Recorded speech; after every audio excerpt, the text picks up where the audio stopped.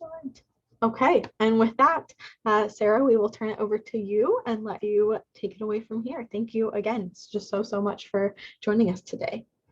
All right, awesome. Yeah, thank you for having me. Hello, everyone. I hope my audio is okay. I'll try to just speak up. I'm definitely just like in a big echoey office. So great. So my role at Oregon State University is working in the College of Engineering.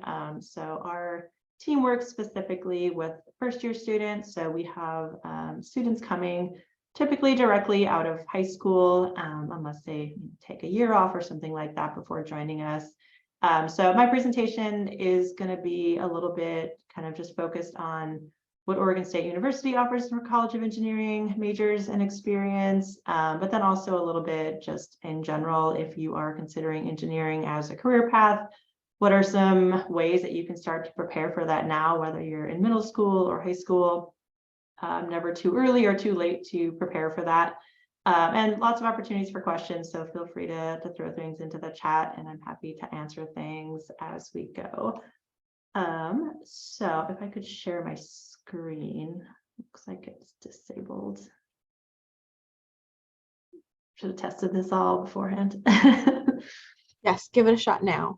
Okay. Oh, I got distracted by the poll. Okay.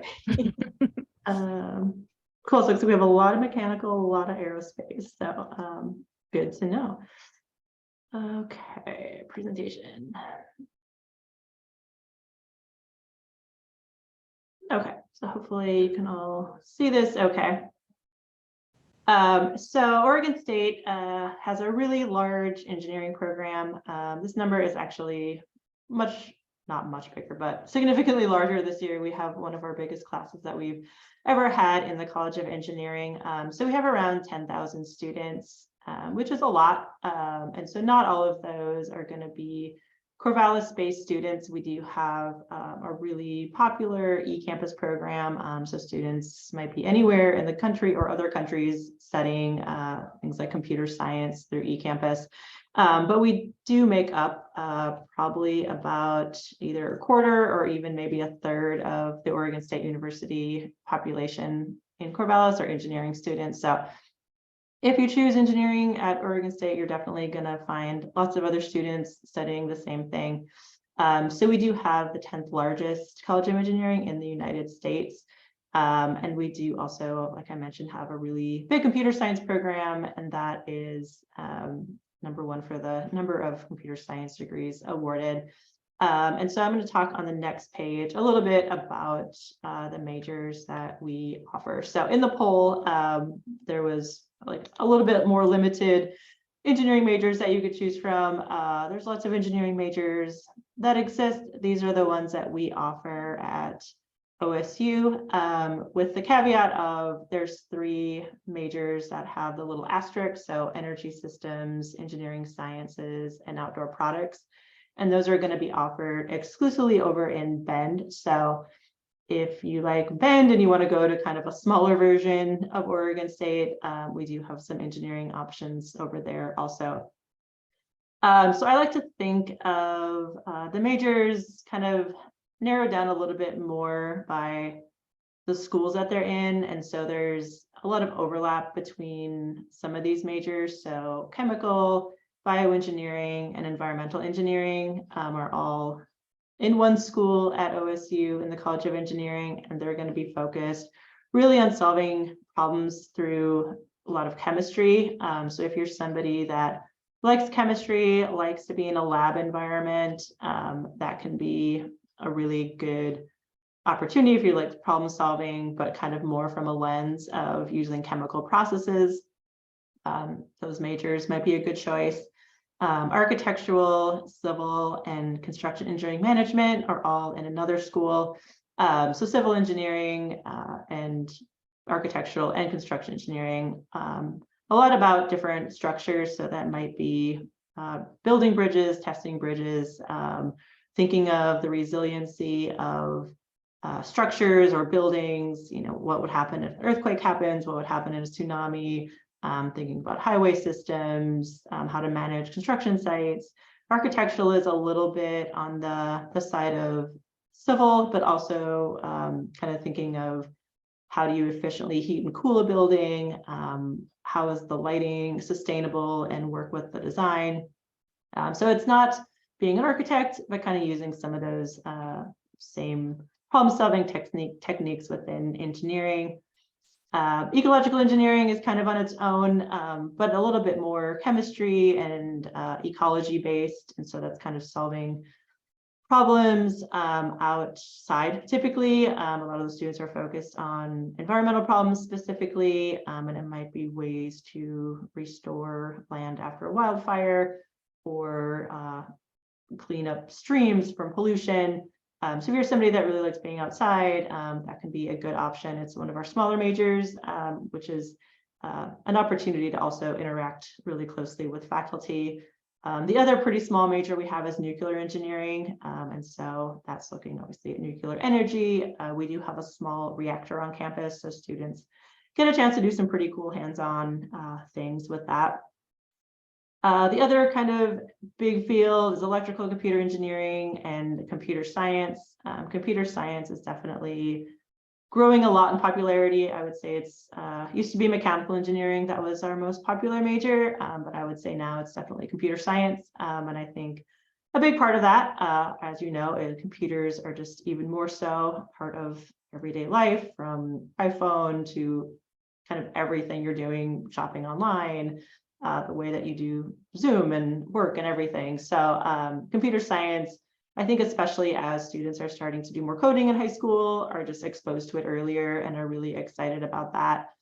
The electrical side of thing is a little bit more on computer hardware. So if you want to know how to like put the things into the computer, how to kind of make those things operate, then that might be more of the side that you would go down.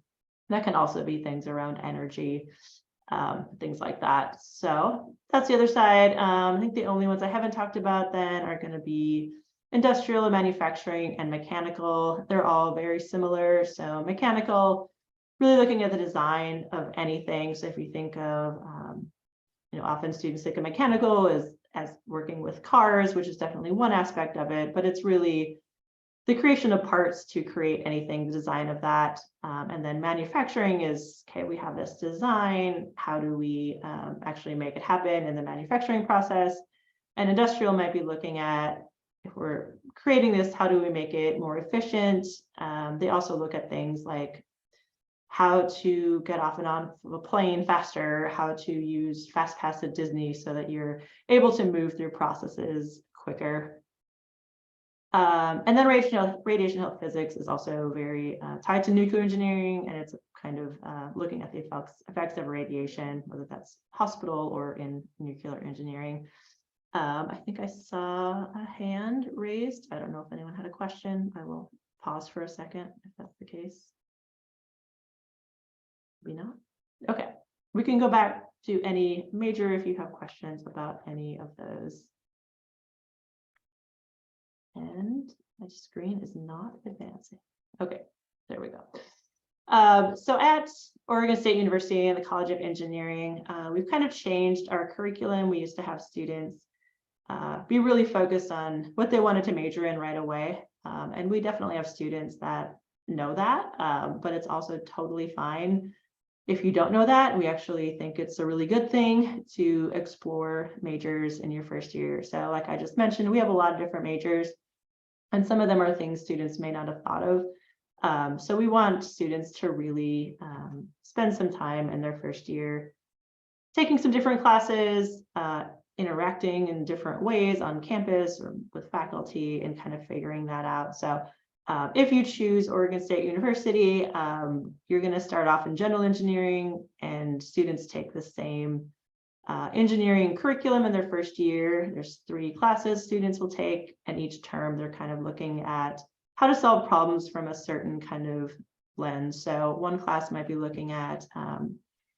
clean water, another class might be or another section of that same class might be looking at energy. And so you kind of will be with a bunch of students that potentially want to do different majors and interacting with them, and then thinking about how to solve a problem. So in the real world, a lot of engineering isn't just very discipline specific. It's a lot of working together. So if you're, for example, trying to create a new robot, you need somebody who's going to be able to do the coding. You're going to need, so maybe a computer scientist. You're going to need somebody to design the parts. So maybe someone mechanical. They might need a certain kind of finish on the robot. So maybe you can go outside. So that might be something that the chemical engineer might do. So a lot of engineering is very interdisciplinary. So that's another reason why it's great to have interactions with lots of other types of engineers. The other thing that we've created outside of the classroom, obviously the things that you're learning in the classroom within engineering, math, and science is important, but also college is about a lot more than that, which hopefully you're also taking advantage of some of those opportunities in high school or middle school as well to join clubs, go to workshops, check out different opportunities to interact with other engineers. So at the College of Engineering, we have something called Engineering Plus. So that's basically all of the stuff that happens outside of the classroom that we want to engage with students in their first year. So we might have alumni come in and chat to students or have different speakers come in. There's different hands-on experiences that we offer. So we have so open labs that students can work in. And the other thing that we offer our students every term is advising. So that is what myself and my team do day to day, is we're helping our students figure out maybe what classes they want to take based on their interest, how to explore majors, if they're struggling in a class, how to get connected to tutoring. So just a lot of support outside of just what students are learning in the classroom. So I mentioned this a little bit, won't go too in depth, but we do have an orientation class in the fall, a class that's focused more on problem solving in the winter, and then spring is pretty coding heavy. So even if students aren't doing computer science, kind of everyone has to do a minimal amount of coding, since that's kind of just a big part of all of engineering. So outside of these classes, students are going to be doing their math classes, chemistry, as well as, maybe taking an English class or communications class and other things that all of our students at OSU take to graduate. We also have, for the experience of college, or college is living in a residence hall. So we do also have 3 residence halls that are specific to engineering students. So that's about 800 beds, I think. So pretty big spaces and buildings.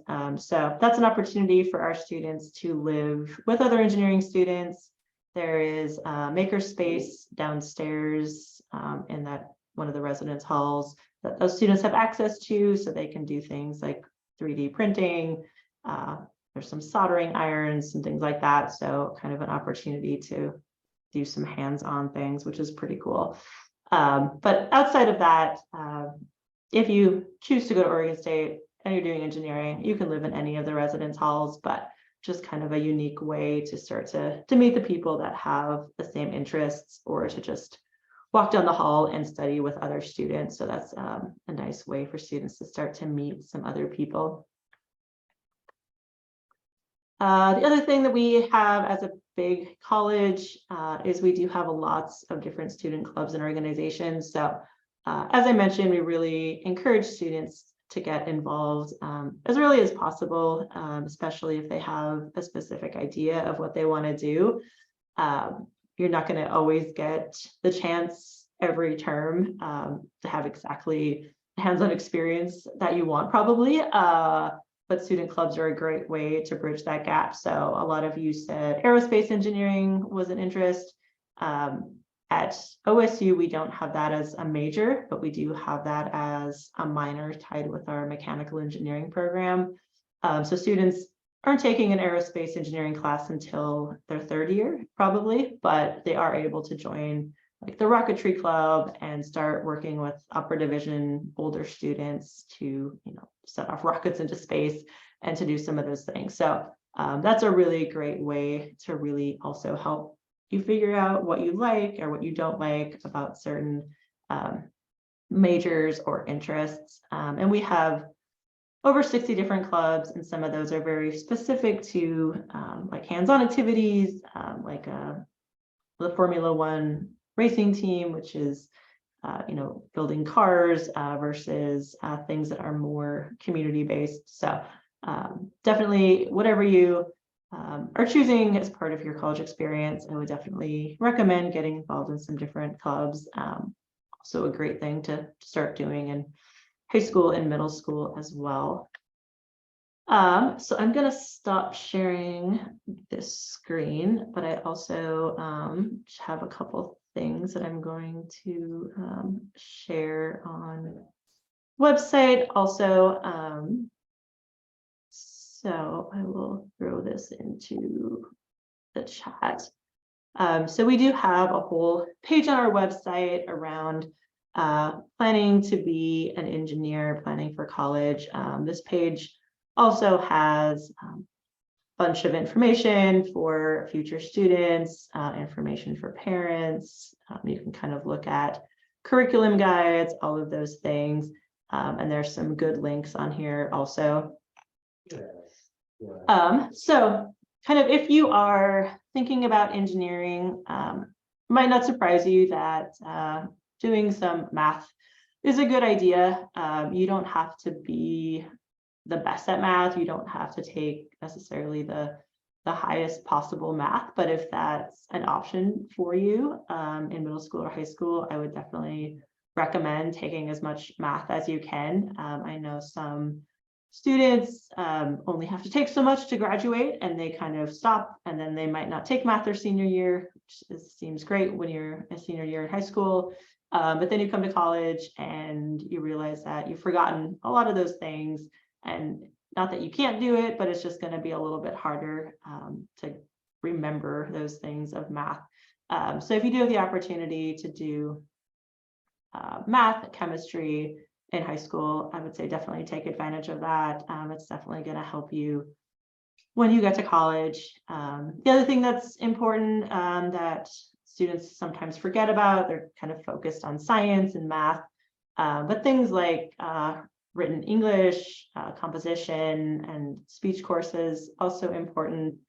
A lot of industry expects students to have a certain amount of technical skills, but they also need to be able to communicate, right? If they're working on a team, they need to talk with their teammates, they need to problem solve together, they need to work well with others. So all of those things are important also. At Oregon State University, if you are admitted to the university, you're admitted to any of the majors that you want to join. So we don't have any different admissions requirements. We don't have any limits on the amount of students that can choose engineering versus some of the other universities or colleges are a little bit more competitive in getting into a certain engineering major. So even if maybe you're not able to take a high enough math to place into, say, calculus, we do offer lower math classes, and that's also fine, and students can still do well in engineering and kind of, still be taking those courses. So yeah, move on to AP courses. So if any of you have the option to do the advanced placement exams, good opportunity to take advantage of.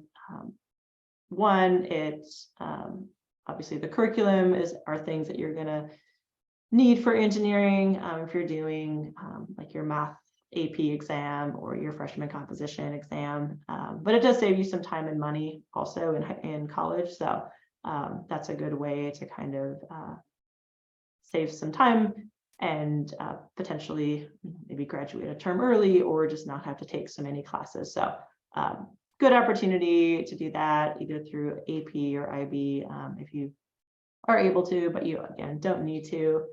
There's also lots of students that will do dual dual classes, dual coursework with a university or college while in high school.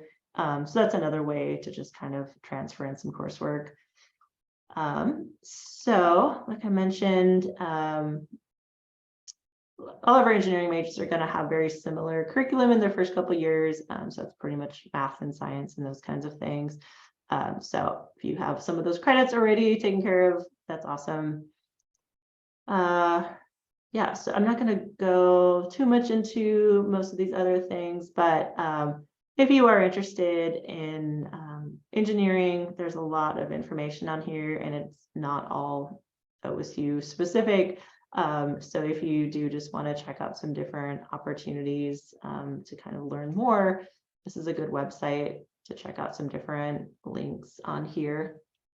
The other thing I'll just show is that we do have curriculum guides, and for some of you, if it's still like early in your decisions about majors and careers, this might be more information than you need right now. But if you are kind of getting into junior or senior year of high school and you want an idea of what kind of classes would I take as a civil engineering student, we do have these 4-year charts, which looks a little confusing when you first look at it. And even if you just look at the first year, you can just kind of see that you're pretty much doing a math class, a chemistry, physics classes, and your engineering classes each term, and then filling the rest in with things that every student at OSU has to take, like writing and communications.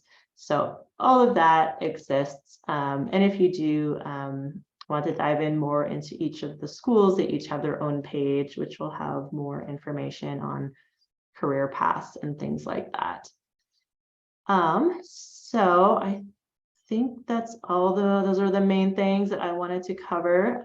So happy to take any questions. So one question looks like, if you will be done with Math 252 as a senior, do you have to take it in college? So the answer to that, like most things, is it depends. It depends on the major that you're planning to do. And for most of our engineering majors, they do take more than Math 252. Most of them take vector calc, which is the next math, and then differential equations and linear algebra, with the exception of construction engineering management students, and that's kind of a combination of engineering and business, so they do a little bit less math. So if you're doing engineering, probably you'll do more math. If you're doing, a major outside of engineering, you probably wouldn't have to, but depends on what that major is. So yes, probably. Other questions?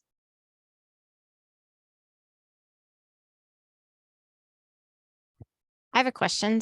If a student comes in, say they're in the business, taking business classes, and they decide maybe midway through their freshman year or even early sophomore year that, oh, I'm kind of really interested in computer science and want to switch over to engineering. Can you do that? Is that a difficult process? Do you add more time onto your number of years that you need? How does that work?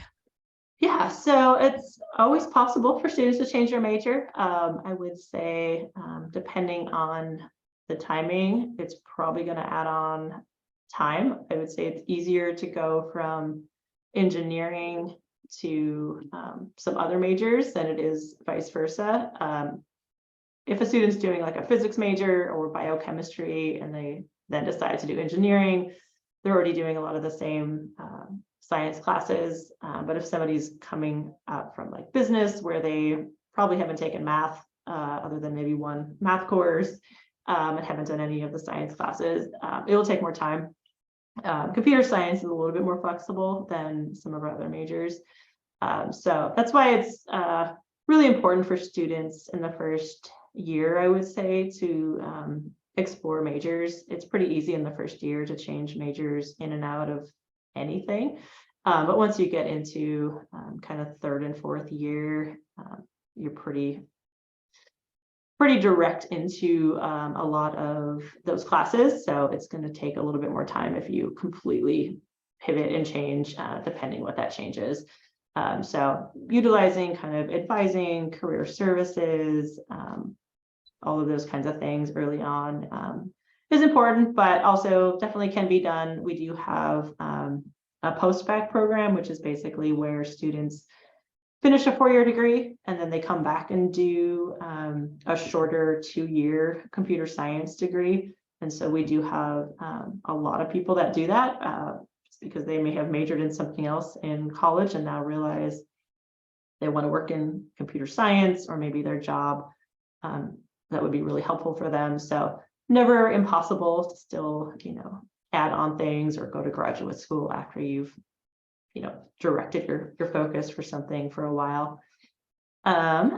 Great question. And there's another question on, if you have your associate's degree in engineering by the end of high school, will you be able to transfer that degree? So yeah, if you have the opportunity to be doing college level classes at another community college or university while in high school, you absolutely can transfer those classes wherever you choose to go. So sometimes students will do a whole associate's degree, which means basically a 2-year degree before they even end high school. It depends on what you're taking in terms of how quickly that's going to get you through college. We sometimes have students who do an associate's degree, but they haven't taken really any science or math. So that doesn't mean you can graduate in 2 years. It means you're probably going to still be here for about 3.5 years because there's a lot of math and science. So if you're taking dual degree classes, I would say focus on more of the math and science than just having that associate's degree. But if you can still get an associate's degree, that's fantastic too. Cool. So aerospace engineering, are there any kind of after school activities related, and are there any in-field work opportunities within the class? So yeah, great question. So I think our rocketry club is probably the closest thing to aerospace engineering activities that students are doing. And usually the faculty advisor for that program is an aerospace engineer. Once the students are in junior year, if they do that minor, they're taking an intro to aerospace engineering class, and then they're doing their final senior capstone project, specifically on something related to aerospace, and that's usually very hands-on. So if any of you have the opportunity in the spring to attend Engineering Expo, it's usually held at the end of May or early June on campus, free, open to the public, but it is on like a school day. But it's a good way to just move from kind of table to table, and all of our students present their senior design capstone project. So you can kind of see what students are working on. So that's kind of cool. So yes, there's opportunities. I would say a lot of it is going to be outside of the classroom, especially in the first couple of years. Usually once students are in 3rd and 4th year, they're doing a lot more smaller classes, a lot more hands-on work in some of their classes.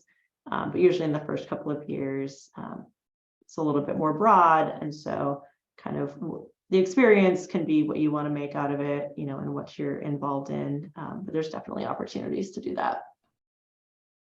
What additional opportunities are there for students coming into the school, or even after school is done and entering the career field?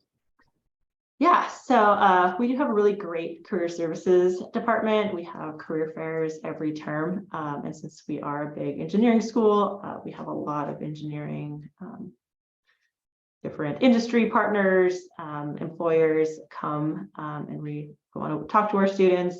A lot of the students can get internships, which is maybe they do that in the summer. We also have a very structured internship program called MECOP and CCOP, where students will kind of get matched up with an industry for 6 months and do an internship, and then do a second internship. So that is fairly competitive, but students can definitely apply for that, typically at the end of their 2nd year. a lot of our students are getting really good job offers before they graduate, or if they're not, it's because they're not sending out applications for things like that. So we definitely encourage students to start that process early in terms of starting with a resume, creating LinkedIn profiles, that kind of thing. We also have some pretty cool research opportunities on campus also. So a student might choose to not do an internship, but they might choose to connect with a faculty member and work in their lab for a few months or even a few years. So that can be a really good way also to have something to put onto a resume by the time that students graduate. So it is definitely important for students to think about not only getting good grades, which is super important, but also what's going to kind of set them apart when they're applying for jobs. And that can be, being the vice president of a student club, that can be doing internship, that can be, doing research, lots of other things outside of just classroom, which is also important. But yeah, so advisors are also good at helping connect students to a lot of those things. But yeah, a lot of good, cool opportunities that are available for students.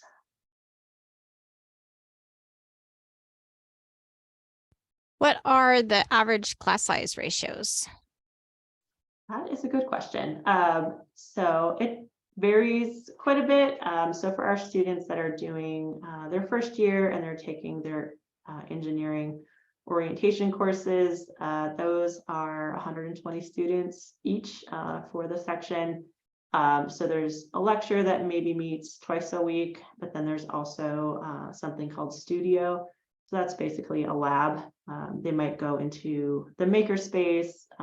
There's some students this year that were creating a trebuchet, which I think I said correctly, but basically launching things. And so students were doing that out in the field. And those are 25 students. So that's kind of a way of breaking that down a little bit, especially for those hands-on portions, which would be impossible to do with 120 students at one time. So the math department does a very similar thing with their large lecture classes. They meet once a week in a smaller section, work on homework, ask questions. Chemistry also does separate labs that are smaller. So a lot of our classes that are big will still have kind of that broken down component where you go once a week with a smaller subset of that class. So you get to know people within recitations or studio much more closely than you would, maybe you might know 5 people in your lecture that you sit by. For some of our programs, like ecological engineering, there's only, I think, usually 20 to 25 students total in their classes because it's a really small program versus our computer science classes might be 200 students. But it just kind of depends on the major and which class it is. There's some elective classes, much smaller. There's some that everyone has to take. So those are going to be much bigger. So it is definitely a shift from high school, kind of 30 to 40 students, in a classroom. But there's opportunities usually to have kind of that smaller classroom component also. But good question. How would you describe the course load for engineering? Yeah, so our students, we're on the quarter system, so we're doing 10-week terms. And so that's pretty intense regardless, just because that's a lot to cover in a short amount of time. So you might be covering, differential calculus in 10 weeks, then you're moving on to integral calculus and then vector calc. So it's a lot in a quick amount of time. Most of our students are balancing kind of a few technical courses, like your math and science, and then doing another class, like a history class or a literature class, things like your general education requirements. So it depends. Some students might take kind of the average amount of credits and think they have a lot of time. Other students have that same course load and feel like they don't have time for anything else, and that they're studying in the library all the time. So it does depend, but I would say definitely by the time students are in their 3rd and 4th year, they're taking a lot of technical classes. It can be pretty intense as far as the amount of homework that's expected in all those classes. So it is definitely depends on the student. It depends on their background. And some of that is also just getting used to time management and working through things during the week and things like that. So engineering's not something that tends to be super easy. It's definitely like a challenge for most students. But for most students, they're taking kind of an average of 4 to 5 classes each term and are able to manage that. Some need to take less, some feel like they can do more. So it just kind of depends on the student. But we usually have a lot of close conversations in advising also of, these 2 classes are going to be really hard. So maybe, balance that out a little bit more in a certain term, depending on the situation and the major. What are some of the student support services and tutoring that is available if students are needing some extra assistance? Yeah, so we have a lot of help for students, which is a great thing. So we have the whole math learning center with the math department. College of Science has their own tutoring, but we also offer tutoring from the College of Engineering. So we have peer tutoring. So that's going to be students who have already taken the class and are, engineer explaining, something in a math class and how they've kind of thought of it as an engineer, which we find is really useful. So that's available. It's free. We have that for math, engineering, computer science classes, physics, chemistry. And that has since COVID shifted to both being in person as well as offered over Zoom through eCamp or through Zoom virtually. So lots of options for tutoring. We also have things called supplemental instruction, which is kind of signing up to every week go to that session where you're going to review things outside of class. So that's available for math and chemistry.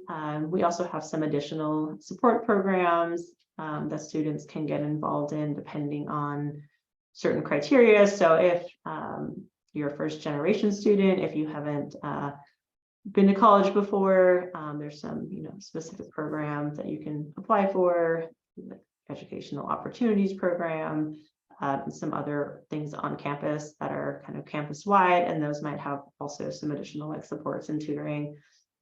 So definitely, I think one of the smartest things to do as a engineering student or college student in general is take advantage of whatever help that you can find, and not feeling that is a sign of weakness or not understanding or feeling embarrassed about that. Engineering and math and science are hard things for most students. And so, if instead of trying to figure that out for hours on your own, show up, ask some questions, and maybe get some help and leave 15-20 minutes later. So wherever you end up on your path, I would say that's a good thing to keep in mind is asking for help. Our faculty are also pretty great, and even though it can be intimidating to talk to somebody that is a doctor and renowned in their field, they do have office hours for a reason, and they want to talk to students. They want to help students and have conversations with them. So definitely also getting to know faculty is important.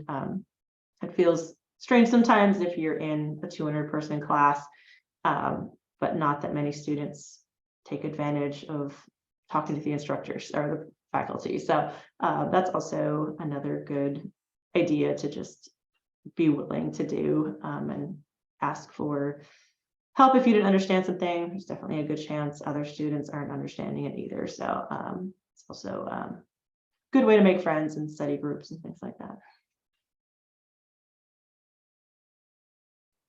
What does diversity look like in the engineering program there at OSU? Engineering is predominantly known to be heavily male oriented. So what about for female students and female identifying students and students of color? Yeah, that is a great question. I would say it's not equal, we're not there yet in terms of equality of representation.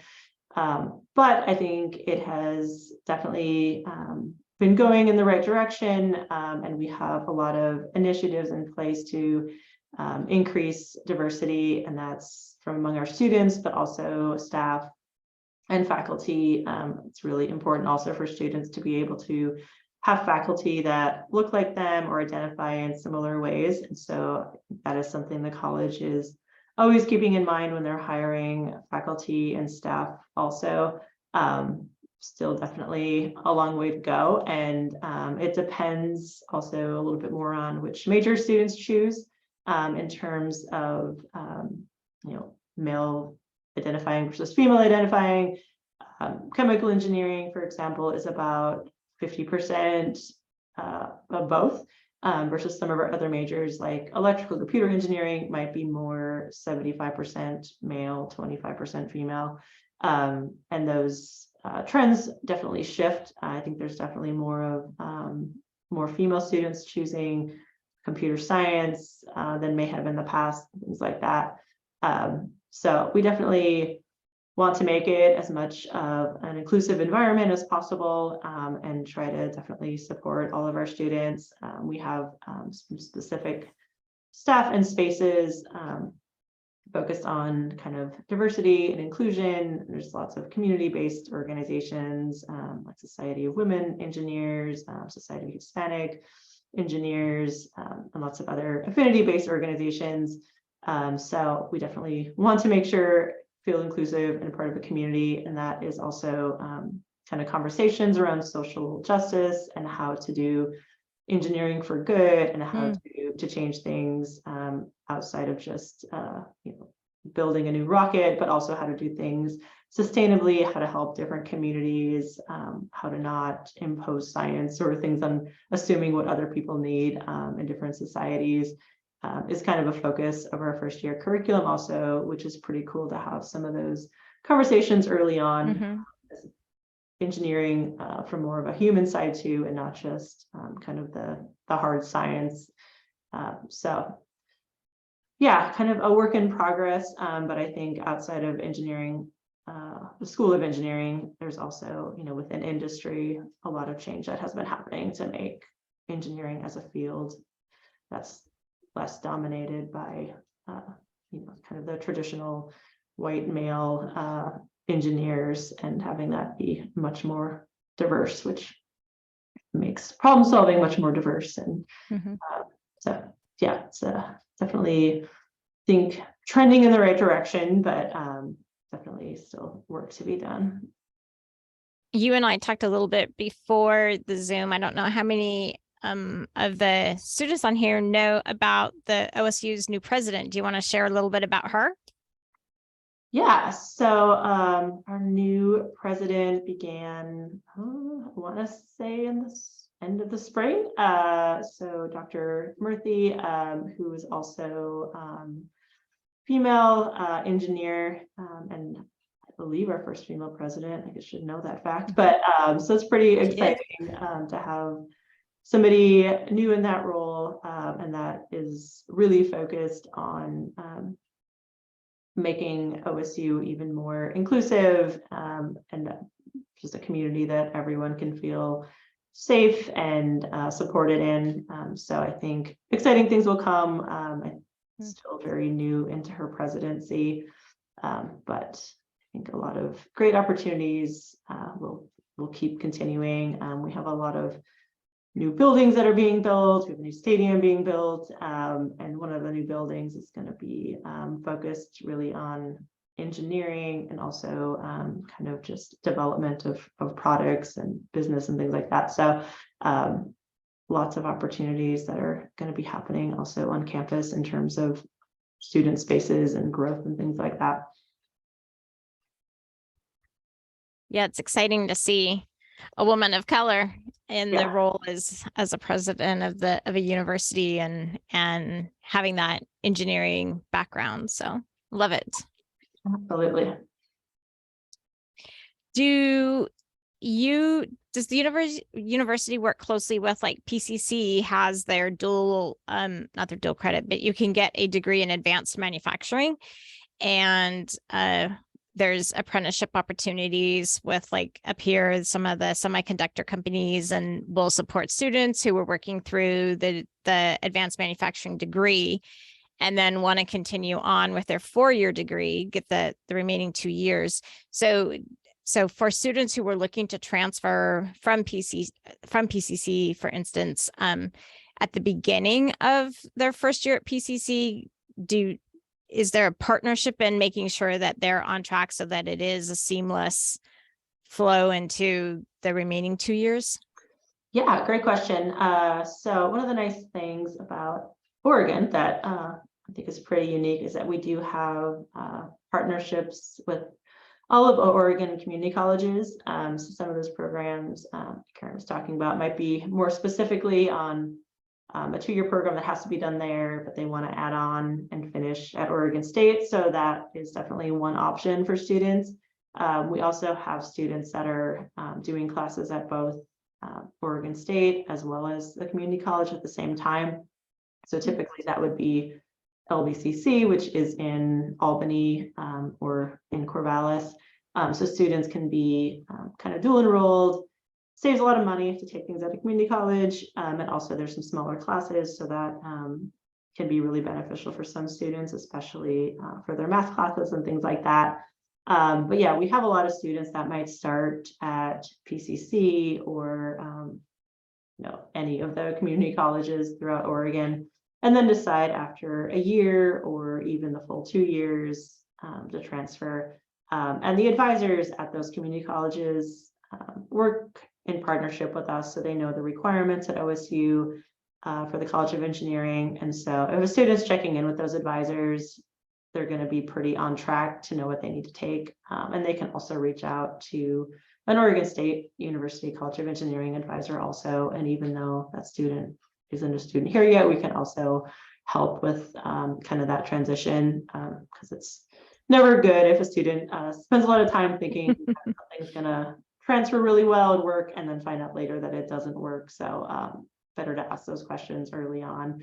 But yeah, definitely an option, a great way to save money also, or depending on situations, if you need to work at the same time or be closer to family in the Portland area. We have a lot of students that come in as transfer students, and that can work really well in terms of credit if they're taking kind of the things that they know they're going to need at OSU. You mentioned the halls for the engineering students. Are those mixed grades? Is it upper class and lower class, or is it predominantly like lower class students? Yeah, good question. So we do have a live-on requirement for our first-year students, meaning any first-year out of high school student has to live on campus unless they have family really close by that they can live with. So the majority of our residence hall tend to be first-year students, and then a lot of our second year and above students will make the choice to move in with friends, off-campus apartment or a house or something like that. But we do have still quite a few students that are second, third, fourth year, even grad students choosing to live on campus. We also have one floor on the first floor of that hall specific to second year and above students, so that fills up really fast in the spring when students are signing housing contracts. It has a little bit of a nicer like kitchen space and meeting spaces and things like that. And so there are some residence halls too that are kind of focused on second year and above to give them a little bit more, maybe that smaller suites and shared bathrooms and things like that. So there's definitely lots of opportunities on campus, but I would say the majority of people living on campus are the first year students. Nice. Yeah. Does anybody else have any other questions? Any from the middle school, from Evergreen there?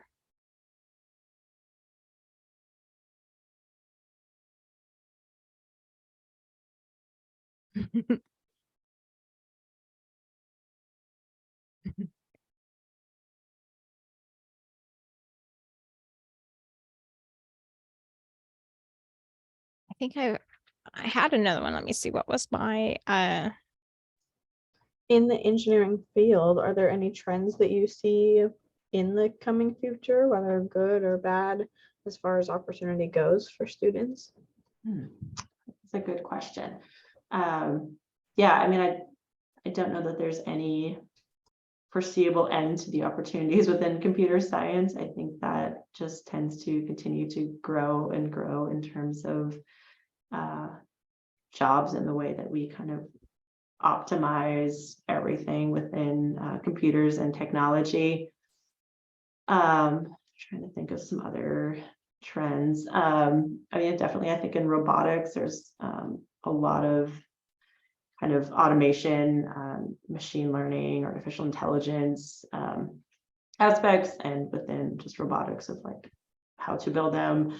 I know on campus, we started using robot delivery systems for food around campus. And so sometimes it seems more robots and students rolling around. And just, I think those kinds of things are just going to keep increasing. And so in terms of, electric vehicles, I think just a bigger focus on climate change and mitigating things that are happening to the planet and, different weather systems and impacts on structures and things like that. So I would say I've seen an increase of students that come in with the idea of like, there's just lots of problems to solve in the environment, and that's kind of their focus. So I've seen that as maybe more of a trend also.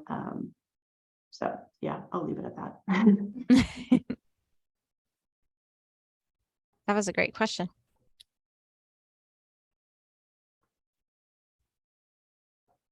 Anybody else? Now's your chance. You've got your captive audience. Sarah's here. How many students on here are considering getting into engineering?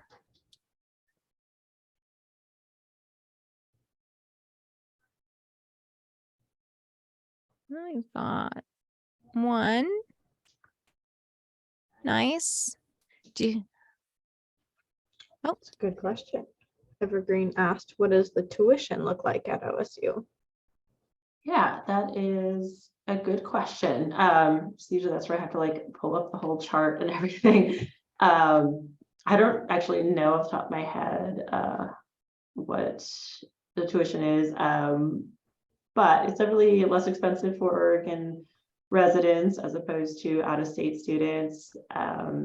There are lots of scholarship opportunities, lots of financial aid opportunities. So if you're considering applying to college, definitely applying for as many scholarships and grants and financial aid as possible is a great idea. The degree partnership program can also kind of offset tuition for students. Probably not a surprise that college is pretty expensive. It keeps getting more expensive, but still a fantastic investment. And a lot of those scholarships and things like that can kind of offset a lot of that also.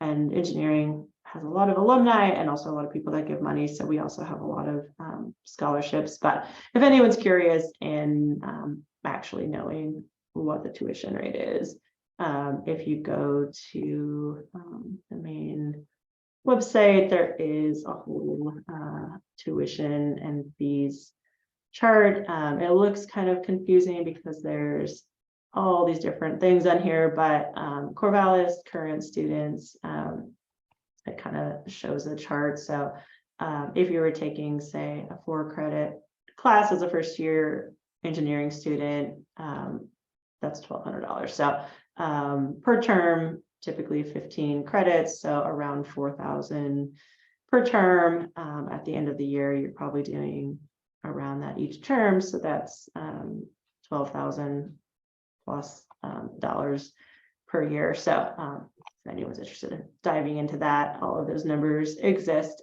which look a little daunting, but like I mentioned, a lot of the students, especially if their parents aren't able to give them money for college, there's lots of good ways to to get financial aid and other grants and scholarships to support that.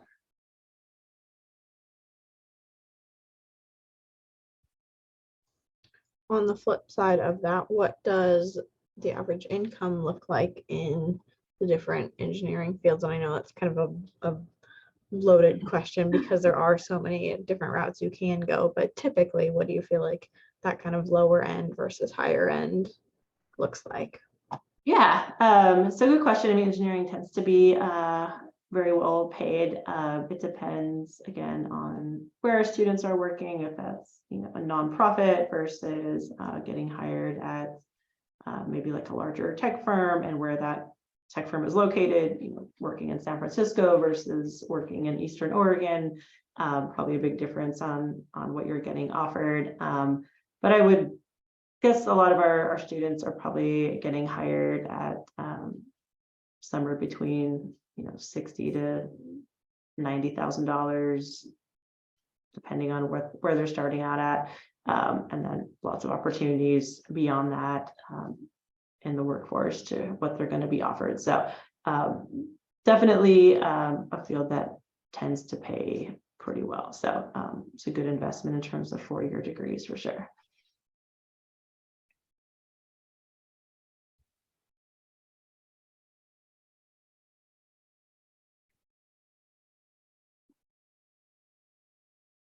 Any other last questions that anybody might have? I'm gonna give you one last opportunity. Again, no question is a silly question. Any of you middle schoolers, you're more than welcome to ask a question. We would love to hear a question from you. Totally understand if not, but